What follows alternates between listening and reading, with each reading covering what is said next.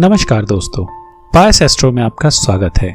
दोस्तों, पेड़ पौधों को जल देने से क्या लाभ होता है? हमारे एक मित्र आनंद जी ने यह सवाल पूछा है कि ऐसा क्या कारण है कि पेड़ पौधों को जब हम जल देते हैं तो हमारी लाइफ की प्रॉब्लम कम हो जाती हैं या खत्म हो जाती हैं। कोई तो इसका वैज्ञानिक कारण होगा, कृपया हमें जरूर बताएं। हम आनंद जी का धन्यवाद करना चाहेंगे जिन्होंने इतना बहुउपयोगी प्रश्न पूछा है।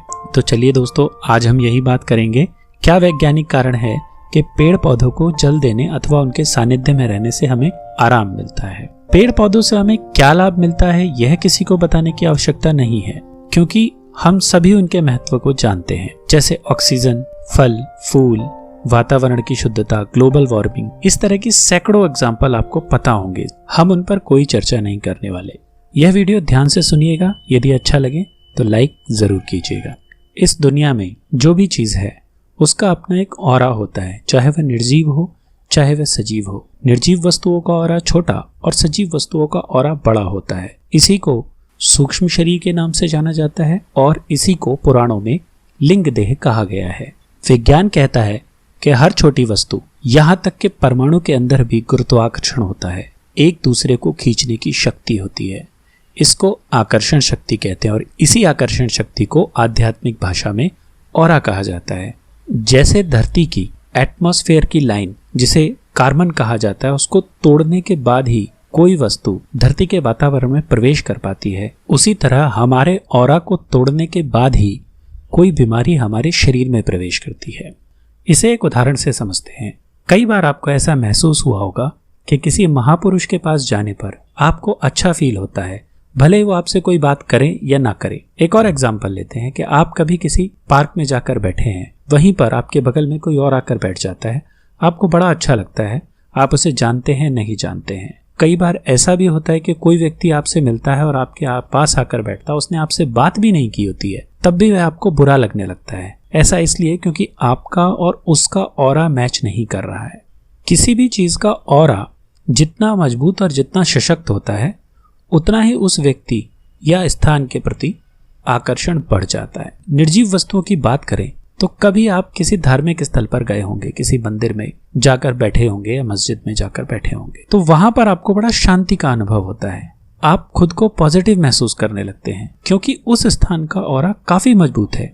हालांकि वह तो एक निर्जीव वस्तु है, पत्थर की चीज है। इसी तरह किसी बड़े पेड़ या किसी पुराने बरगद या पीपल के पेड़ के नीचे कुछ देर जाकर बैठिए, आपको बड़ी शांति महसूस होगी, क्योंकि उसका ऑरा भी काफी सशक्त और मजबूत है। वैज्ञानिक यह सिद्ध कर चुके हैं कि सभी पेड़ों का या पौधों का अपना अपना ऑरा होता है, जो कि उनकी प्रजाति के अनुसार कम या ज्यादा होता है। भारत में कुछ पेड़ पौधों को विशेष महत्व दिया गया है, जैसे पीपल, नीम, बरगद या नवग्रह के पेड़।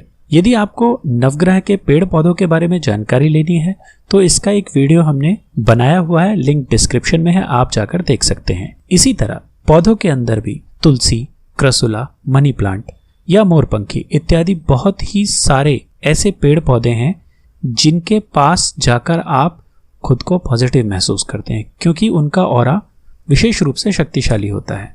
लोग वैष्णो देवी जाते हैं और वहां से सिक्के लेकर आते हैं, जिन सिक्कों को लाकर वह अपनी तिजोरी में रखते हैं। इन सिक्कों को देवी माँ का आशीर्वाद मानते हैं। देखने में मामूली से सिक्के ही हैं, परंतु इनका प्रभाव अतुलनीय है, क्योंकि उसमें माँ का आशीर्वाद छिपा हुआ है, उसमें माँ का अंश है। जब किसी पेड़ के फल को तोड़कर लाते हैं, वह हमें पोषण देता है और सशक्त करता है, क्योंकि उसके अंदर भी उस पेड़ का अंश है।